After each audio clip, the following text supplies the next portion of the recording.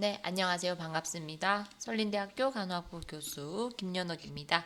네, 이제 위장관계 문제 33-1 PPT는 이제 보고 왔고요. 이제 33-2 두 번째 파트 위장관계 두 번째 파트 PPT를 가지고 여러분들에게 설명을 드릴까 합니다.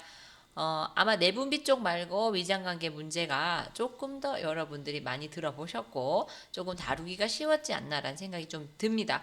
그리고 계속 누차 말씀을 드리지만 국시하고 조금 겹쳐지는 부분들이 많이 있어요. 많이 있기 때문에 여러분 그거를 지금 이 수업을 좀 들으면서 공부를 좀 하시면 아마 국시에도 분명히 도움이 될 거고 당연히 앵글리스 RN 문제는 더욱더 도움이 되겠죠. 그래서 여러분들 재미있게 좀 따라오시면 좋을 것 같고요.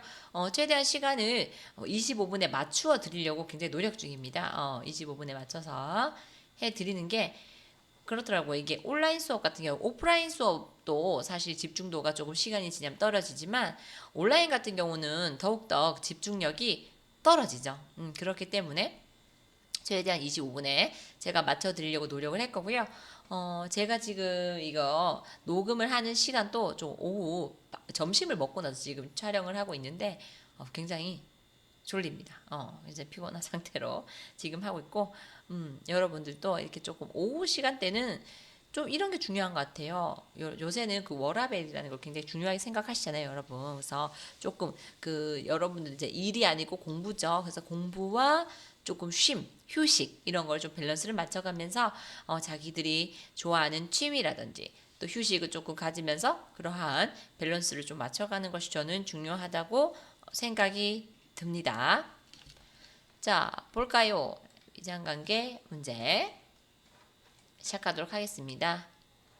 자, 우리가 보면 이 위장관계 문제가요. 지금 저희가 아동에 대해서 하고 있잖아요. 그 성인하고는 조금 틀린 부분들이 없지 않아 있어요. 그러니까 질병 같은 경우도 아동에게는 많이 생기지만 성인에게는 많이 발병하지 않는 이런 부분들이 있기 때문에 조금 생소하다? 이게 위장관계 문제라고 하는 것들이 분명히 있을 수 있습니다. 그래서 아동에게 좀 많은 질병들을 다루고 있다는 것을 좀 유념하시고 이것이 위장관계 문제랑 뭔 상관이야 라고 이렇게 생각하지 마시고 이거는 아동 파트고 아동에게 많이 걸리는 그런 질병들이기 때문에 거기에 포커싱을 좀 두고 공부를 하시면 좋을 것 같습니다.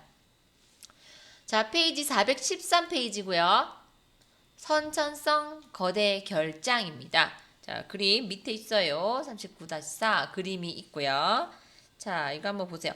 선천성 거대 결장. 자, 설명부터 볼게요. 선천성 무신경절증 또는 거대 결절. 그죠? 거대 결절으로 알려진 선천성인 기형입니다. 후천적인 게 아니고 선천성인 기형이고요. 직장과 하부 결정에 신경절 세포가 없는 것이다 라고 되어 있죠. 그러니까 직장과 하부 결절에 신경절 세포가 없는 것.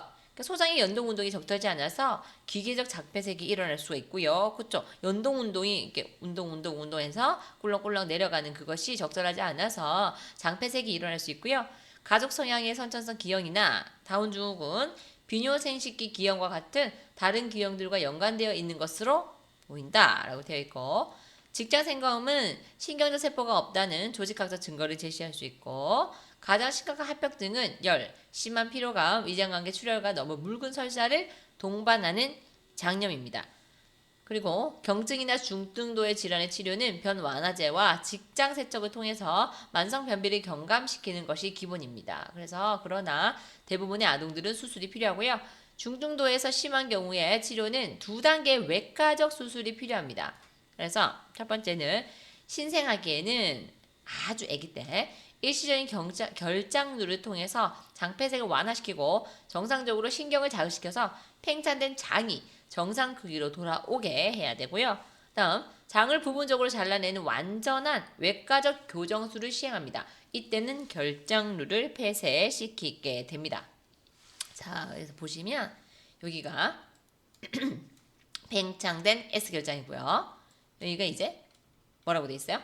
무신경절 부분이라고 되어 있고 이쪽이 직장이다 라고 되어 있습니다. 그 선천성 거대 결장은요 이렇게 적혀 있는 거와 같이 장에요. 우리 장에는 신경이 굉장히 많이 분포가 되어 있죠. 그래서 장에 신경이 제대로 분포되어 있지 않아서 정상적으로 변을 보지 못하는 질환입니다. 그래서 얼마나 아가가 힘들고 괴롭겠습니까? 그렇죠? 신경이 우리가 있어서 연동 운동도 잘 하고 해야 우리가 정상적으로 변을 볼 수가 있잖아요. 그러나 이 선천성 거대 결장은 신경이 제대로 분포되어 있지 않아서 정상적으로 변을 보지 못하는 질환입니다. 그래서 장은 그죠? 그곳에 분포한 신경에 의해서 운동을 하기 때문에 그렇겠죠. 그래서 굉장히 아이에겐 정말 어른에게도 힘든 질환이겠죠. 그쵸? 어쨌든 선천적 거대 결장은 굉장히 힘들다. 신경이 제대로 분포되어 있지 않기 때문에 변을 제대로 볼 수가 없다. 그래서 굉장히 힘든 질환이다. 라고 보시면 되고요. 자, 그러면 사정을 한번 해보겠습니다. 자, 신생아기 때는 태변의 배출이 없어요. 그렇죠. 아까 장에 뭐라고 했나요? 신경이 없기 때문에 운동을 할 수 없어서 배변 활동을 제대로 할 수 없음이라고 했잖아요. 그러니까 신생아기 때는 이제 갓 태어나서 한 4주까지는 태변에 배출이 없는 거예요. 그리고 이제 배출이 어렵기 때문에 우리 생각해 보면 되죠. 우리가 변비에 걸렸단 말이죠. 그러면 배가 빵빵해요. 그러면 먹는 것을 어떻게 해요? 잘 먹을 수 있나요? 그렇지 않죠. 그렇죠? 아기도 먹는 것을 거부한단 말이에요. 배가 아프니까. 변이 나오지 않으니까. 변이 나오지 않으니까 어떻게 되나요? 배가 빵빵해지는 이런 복부팽만이 생기고요. 그 다음에 담즙이 섞인 구토 이런 것들로 우리가 선천성 거대결장을 사정할 수가 있습니다. 자, 그 다음에 아동. 이제 신생아기는 이제 태어나고 4주 정도잖아요. 그 이후에 이제 아동 조금 큰 아가들은 체중이 늘지 않고 성장이 지연되겠죠. 왜? 배가 빵빵하니까 못 먹는단 말이죠. 그렇게 되면은 당연히 크지 않겠죠. 성장이 지연되고 배가 빵빵하고 그 다음에 어떻게 돼요? 딱 장에 운동을 하지 않으니까 밑으로 내려오지 않으니까 위로 구토를 자꾸 하게 되는 그러한 양상들을 보일 거고요. 그 다음에 설사와 교대로 나타나는 변비가 생길 거고 그 다음에 어떻겠어요? 장 운동이 제대로 안 되니까 우리가 리본 모양의 변이라는 게 있죠. 아주 얇은, 그죠? 그래서 리본 모양의 냄새가 나는 고약한 변을 볼 수가 있겠죠. 그죠? 그래서 일주일에 1회 정도, 굉장히 심하죠. 일주일에 1회 정도의 대변을 보게 되고, 그리고 우리가 그 얘기하는 소위 말하는 방귀 그쪽가 굉장히 잦아지는 그런 양상들을 보이게 될 겁니다. 자, 그다음 중재는 우리가 어떻게 해줄 거냐? 내과적 관리는 그럼 어떻게 해줄 건데 이겁니다. 저섬유성, 그렇죠? 저섬유성 시기를 줘야 되죠. 저섬유성 시기가 어떻게 해요? 통증을 줄여주기 때문이죠. 우리가 고섬유성이라고 생각할 수 있지만 어차피 기계적으로 폐쇄가 되어 있는 상태고 신경이 이제 없어서 장 운동이 잘 되지 않는 상태에서 고섬유성을 계속 주게 되면 배가 빵빵빵빵 하면서 계속 통증을 유발할 수가 있거든요. 그렇기 때문에 저섬유성을 줍니다. 고섬유성이라고 생각할 수 있지만 저섬유성이고요. 통증을 줄이기 위해서. 그 다음에 고칼로리와 고단백질 시기가 필요합니다. 왜 그럴까요? 잘 먹지 못하기 때문에 체중이 줄어든단 말이에요. 그렇기 때문에 체중이 줄어들지 않기 위해서 성장 지연을 막기 위해서 고칼로리와 고단백질 시기를 주게 됩니다. 심각한 상황에서는 비경부적 영양이 필요할 수 있다. 그래서 입으로 계속 들어가기가 어렵다면 그렇죠? IV 비경부적 영양이 필요할 수가 있습니다. 처방된 변 완화제를 투여할 수 있겠죠. 적절한 변 배출을 증진하고 코폐색을 막기 위해서 생리식염수로 매일매일 장을 세척할 필요성이 있습니다. 자, 이거는 내과적 관리고요. 이제 외과적 관리라는 건 수술이잖아요. 그렇죠? 수술하기 전에 그럼 어떻게 해줄 거냐?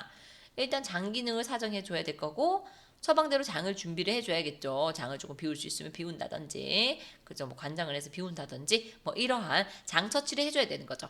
그 다음 NPO 금식 상태를 유지해 줘야 될 거고 수분과 전해질의 상태를 관찰해 줘야 될 거고요. 그 수화를 위해서 처방된 정맥 수행 요법을 실시해야 합니다.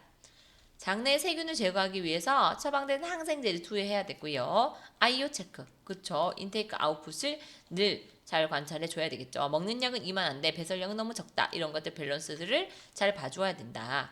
그다음 매일 체중을 측정해야 되고요. 그다음 복부 둘레를 측정해야 되겠죠. 배에 빵빵한지 아닌지 이런 부분들을 잘 측정을 해줘야 되고, 그다음에 직장 체온을 재는 것을 피해야 하고요. 왜냐하면 통증이 있을 수 있고 그죠? 배가 빵빵하기 때문에 복압이 찰 수 있겠죠. 그죠? 복부팽만과 관련된 호흡곤란 증상을 잘 관찰해 주어야 합니다. 그래서 우리 여기서 보실 거니 우리가 직장 체온을 잴 수 없기 때문에 그죠? 어디로 잴까요? 그죠? 구강으로, 고막으로 이렇게 체온을 재시면 됩니다. 자, 그러면 수술 후 간호를 보겠습니다. 수술이 끝나고 나면 수술 후에는 어떤 간호를 해줘야 되느냐? 직장 체온 재는 것을 피하고 활력 징후를 측정하게 됩니다. 매일 필요시 복부 둘레를 매일매일 측정을 하고요. 수술 부위의 발적이나 종창 이런 거는 너무나 그냥 기본이죠. 수술 부위에 무언가 있는 거, 그죠? 발적이나 종창, 뭐 분비물 이런 것들 사정하는 거 잘 사정해 줘야 되고. 결장로 부위의 출혈이나 피부 손상을 관찰할 수가 있습니다. 결장로는 붉고 축축해야 되죠. 그래서 이러한지 아닌지 결장로 부분을 늘 우리가 확인해 줘야 되고요. 변이 존재하는지 발적이나 배액물이 있는지 항문 주위를 관찰해야 되고, 장음이 돌아오고 가스입니다. 가스가 통과할 때까지 금식 상태를 유지해야 되고요. 장음은 대개 48에서 72시간 내로 돌아오게끔 되어 있습니다. 다음 연동운동이 돌아오기 전까지 간헐적으로 흡인을 해주기 위해서 ND튜브를 유지하고요. 아동이 적절하게 경구로 섭취할 수 있을 때까지 정맥수행요법을 유지합니다. 맑은 유동식으로 시작해서 처방에 따라 정상식으로 나아가는 거죠. 그러니까 수술이 끝나고 나면 모든 이제 간호들은 그렇습니다. 한 번에 이렇게 많은 것을 바로 식사를 한다거나 그러지 않죠. 천천히 조금씩 늘려가는 그런 시기로 나아가야 되고요. 탈수와 수분 과부하 상태를 관찰해야 되고, 아이오 체크를 해야 되고, 체중 측정, 통증을 늘 사정해야 되고, 안이간호 제공하고요. 결장로 간호와 피부 간호에 따른 지시사항을 부모에게 교육해야 됩니다. 적합한 시기와 적절한 수분 섭취의 필요성에 대해서 부모에게 교육할 필요성이 있습니다. 자, 그 다음에는 장중첩증이고요. 장중첩증은 말 그대로 장이 어떻게요? 겹쳐진다 라고 생각하시면 됩니다. 장중첩증 설명. 장의 한 부분이 다른 부분으로 말려 들어간 것이에요. 그래서 장 내용물의 통로가 막히게 되겠죠.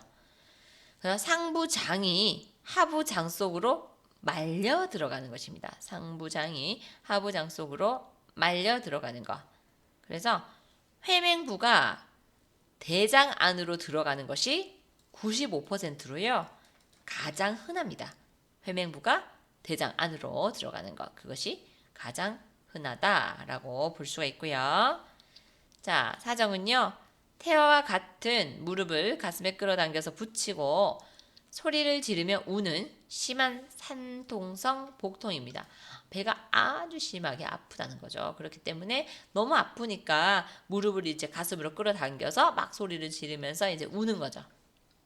그 다음에 위액이 섞인 구토. 위액이 섞인 구토. 그래서 처음에는 위 내용물이 나오겠죠. 위 내용물. 그래서 위액이 섞인 구토가 나와요. 그 다음에는 담즙이 섞인 구토도 나와요. 이거는 마지막에 이제 담즙이 포함돼서 이제 나오는 거죠. 그래서 처음에는 이제 위 내용물이 나오면서 위액이 섞인 구토가 나오고, 그 다음에 마지막으로 담즙이 섞인 구토, 마지막에 담즙이 포함돼서 나온다는 거죠. 그 다음에 혈액과 점액이 섞인 젤리 모양의 변이 나올 수가 있고요. 장음의 증가 혹은 감소, 그리고 우증 상복부에 촉진 가능한 소세지 모양의 덩어리가 촉지될 수가 있고, 복부팽만과 압통이 생길 수가 있습니다. 이런 건 굉장히 중요한 단서가 될 수 있죠. 우측 상복부입니다. 그래서 시험에 뭐 좌측 상복부 이렇게 나올 수도 있겠죠. 그래서 우측 상복부에 소세지 모양의 덩어리가 촉지가 된다. 이렇게 보시면 되고요. 자, 그 다음에 장중첩증의 중재입니다. 중재는 어떻게 할 것이냐? 장천공과 열, 심박수의 증가, 혈압이나 의식의 변화와 호흡곤란으로 나타나는 쇼크의 징후를 관찰하고 즉시 보고할 필요가 있습니다. 쇼크로 우리가 문제가 생길 수 있으니까 이런 징후들을 관찰하고 즉시 노티할 필요가 있고, 항생제나 정맥수에 처방된 비위관을 통해서 감압이 처방될 수 있다. 네, 감압. 조금 줄여주는 거죠. 줄여주는 거. 장중첩이 저절로 풀렸다는 것을 나타내는 정상적인 갈색변의 통과를 관찰해야 되고요. 만약 천공이나 쇼크의 증상이 없을 경우 처방이 있다면 정수압 복원을 준비합니다. 정수압 복원은요 굉장히 중요한 거고요. 장중첩증에서 정수압 복원을 우리가 바륨 관장이라고 해요. 바륨을 넣어서 관장을 해서 팍 하고 펴주는 이런 바륨 관장, 정수압 복원을 준비합니다. 탈장을 감소시키거나 없애기 위해서 수분을 이용해서 침범 부위에 압력을 가하는 것을 우리가 정수압 복원이라고 합니다. 그래서 이거를 바륨 관장을 통해서 한다는 거죠. 자, 그 다음에 정수압 복원을 했어요. 팍 해서 이제 풀어주고 하고 나서 이렇게 뭉쳐져 있는, 이렇게 말려 있는 그 장들을 이렇게 압으로 이용해서 어떻게 풀어주고 난 후에 어떻게 할 거냐는 거죠. 바륨이 통과되었는지와 변의 양상을 통해서 정상적인 장의 기능이 돌아왔는지 확인할 필요가 있고요. 맑은 유동식을 주고 점진적으로 처방된 시기를 제공할 필요가 있습니다. 만일 수술이 필요하다면 수술 후의 간호는 복부 수술 후의 간호와 유사하다라고 볼 수가 있습니다. 그래서 장중첩증에서 좀 중요한 부분은 감압 그리고 정수압 복원 이걸 바륨 관장으로 한다 하는 부분들은 조금 알아두실 필요가 있습니다. 자, 그 다음에는 복벽결손입니다. 복벽결손. 자, 첫 번째 재류입니다. 재류. 자, 제대를 통해 복막 내 장기들이 탈장이 될 때 일어나고 일반적으로 복벽 주머니는 정상입니다. 그래서 제대를 통해서 한다. 그래서 탯줄을 통해서 탈장되는 것이다 라고 보시면 돼요. 그죠? 제대를 통해서 복막의 장기들이 탈장될 때 일어난다고 했잖아요. 그러니까 우리는 탯줄을 통해서 탈장될 수 있다. 신생아일 경우에 그렇다는 거죠. 자, 윤기부는 대장이나 복부 장기들을 담고 있는 반투명 낭에 이렇게 쌓여 있고요. 낭이 파열되면 복부 장기들이 튀어나오게 됩니다. 그러니까 태어나자마자 바로 복부 장기들의 건조를 막기 위해서 낭을 생리식염수로 적신 묵윤 거즈로 덮어줄 수가 있어요. 수분 손실을 막기 위해서 거즈 위로 비닐랩을 이렇게 씌워줍니다. 그리고 2-4시간마다 활력징으로 측정해야 되고요. 특히 영아는 낭을 통해서 열 손실이 일어날 수 있기 때문에 체온을 측정할 필요가 있고요. 다음 수술 전에는 금식 상태를 유지하고 수분과 전해질 균형, 그리고 감염의 징후를 관찰하기 위해서 처방된 정맥 수행 요법을 실시해서 낭이 파열되는 것을 막기 위해서 조심스럽게 다룰 필요가 있고, 수술 후에는 통증을 조절하고 감염을 예방하고 수분과 전해질 균형을 유지하고 적절한 영양 상태를 유지할 필요가 있습니다. 이게 재료. 그 다음에는 위벽 파열입니다. 위벽 파열은 소장의 탈장이 제대로 측면을 통해서 일어나고요. 제대의 측면을 통해서 일어납니다. 노출된 장을 싸고 있는 막이 없어요. 노출된 장을 생리식염수에 적신 패드로 똑같죠? 느슨히 감싸주고 복부를 비닐 드레이프로 감싸줍니다. 노출된 장이 팽창되면 둘러싼 것이 압력을 가하고 괴사를 일으키게 되기 때문에 노출된 장을 둘러싸는 것을 삼갑니다. 수술 전에는 제류 시에 시행되는 간호와 유사하고요.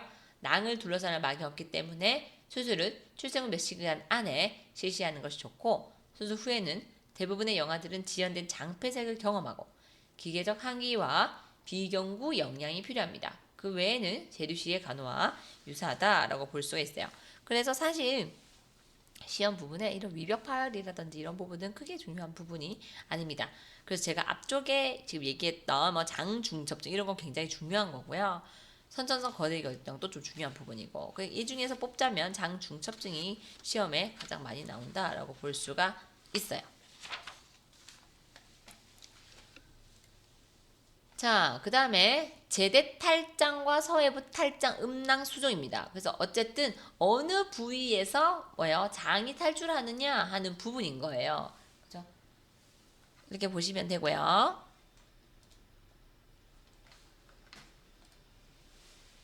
자, 그 다음 이제 설명을 좀 드리면 비정상적으로 개구된 복벽을 통해서 장이 튀어나오는 것을 우리가 자, 그래서 한번 볼게요. 네, 지금 전화가 와서 잠시 조금 끊었습니다. 자, 제대 탈장과 서해부 탈장, 음낭 수정 어느 부분에서 탈장이 일어났느냐? 자, 설명 보겠습니다. 비정상적으로 개구된 복벽을 통해서 장이 튀어나오는 것이 탈장입니다. 자, 아동에게 탈장은요, 되게 배꼽하고요, 서해부 간을 통해서 굉장히 많이 일어납니다. 성인이 되면 이렇게 배꼽이나 서해부 쪽으로 사실 탈장이 잘 일어나지 않죠. 아동에게 굉장히 흔한 거고, 음낭 수정은 음낭 내에 복수가 차는 현상입니다. 이제 많아요. 근데 이제 조금 아이가 조금 크면서 흡수가 많이 되거든요. 자, 사정 한번 볼게요. 제대 탈장은 대개 손으로 복구가 되는 배꼽 주위의 부드러운 종창이나 돌출입니다. 서해부 탈장은 복구가 가능한 통증이 없는 서해부 부종이 있고요. 종창은 휴식 기간 동안에 나타나지 않고 아이가 울거나 기침을 할 때 관찰이 될 수가 있어요. 자, 그다음 세 번째는 감돈 탈장이고요. 감도 탈장이라고 하는 거는 우리가 복막 있죠? 복막에 우리가 탈장이 돼서 복강 내에 장기가 들어가는 것을 말합니다. 그래서 복막에 탈장이 돼가지고 복강 내에 장기가 들어가는 거. 그래서 장의 하부 분절이 서해부 낭에 단단하게 끼어 들어가 혈액 공급이 일어나지가 않죠. 이럴 때는 우리가 괴사를 유발할 수도 있겠죠. 외과적 교정이 필요한 의학적 응급 상황이고요. 보챔, 압통, 식욕부진, 복부팽만, 배변이 어려움의 증상을 사정할 수 있습니다. 그리고 보면은 괴사를 유발할 수 있다라고 되어 있죠. 자, 그 다음에 네 번째는 비교통성 음낭수정 있고요. 교통성 음낭수정 있습니다. 자, 비교통성 음낭수정은 복강간에 연결되어 있지 않으며 여분의 복수가 음낭에 고여 있어요. 보통 1세까지는 사라지게 되고요. 이게 많아요. 그 다음 교통성 음낭수정은 음낭과 복강간 사이에 개구부가 남아있는 탈장과 관련 있고요. 울거나 긴장 시에 증가하고 아이가 휴식 취할 때는 감소하는 서해 부위나 음낭의 팽창 여부를 사정할 수가 있습니다. 그래서 비교통성 같은 경우는 복강과 연결되어 있지 않지만 교통성 같은 경우는 복부와 연결이 되어 있다라고 보시면 됩니다. 자, 그 다음 수술 후 중재는 한번 볼게요. 자, 이거는 탈장 수술 후 중재고요. 이거는 음낭 수정 수술 후 중재입니다. 자, 탈장의 수술 후 중재는 활력 징후 당연히 관찰해야 되고요. 상처 감염을 관찰해야 되고 발적이나 분비물을 관찰해야 되고 아이오 체크, 수분 상태 계속 관찰해야 되고요. 견딜 수 있으면 시기를 일반 시기로 진행해야 하고 처방된 진통제를 투여해야 됩니다. 왜냐면 너무 많이 아플 수가 있기 때문에. 자, 그 다음에 음낭 수정의 수술 후 중재는요. 얼음 주머니를 적용해주고 통증과 부종을 경감하기 위해서 음낭을 지지해줄 필요가 있고 아이와 부모에게 상처가 치유될 때까지 통 목욕은 피하도록 이제 교육할 필요가 있고요. 그 다음에 아이와 부모에게 심한 실체 활동은 피하도록 이제 교육을 할 필요가 있다라고 볼 수가 있습니다. 자, 그래서 오늘 제가 수업은 원래 변비도 보고 변비하고 사실 그 뒤에 변비와 유분증 그리고 과민성 대장 증후군 또 있어요. 그래서 그것까지 같이 한데 묶어서 다 보려고 했는데 시간이 거의 다 된 관계로 오늘은 여기까지 할 거고요. 다음 시간에 변비, 유분증 그다음 크게 어려운 부분들이 없어요. 뭐 간염이라든지 이런 부분들. 그래서 제가 중요한 부분만 다 이렇게 언급하면서 지나가지 않고요.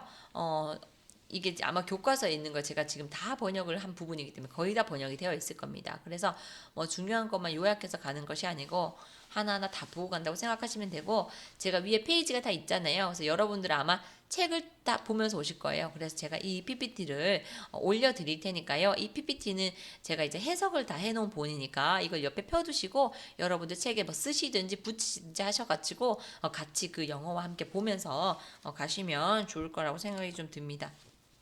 도움이 좀 될지 모르겠고 아마 지금 현재 아동간호 수업을 듣고 계시기 때문에 그 부분하고 이 부분하고 아마 거의 다 겹칠 겁니다. 그래서 뭐 국시 공부한다고 생각하시고 또 공부하셔도 되고 네 그렇습니다. 그래서 해석본이니까 여러분들 그 교환을 꼭 출력해서 같이 보면서 따라오시면 좋을 것 같고요. 우리는 다음 시간 이제 위장관계 문제 마지막 수업입니다. 그래서 마지막 수업하고 이제 전체적으로 마무리 짓도록 하겠습니다. 수고 많으셨습니다.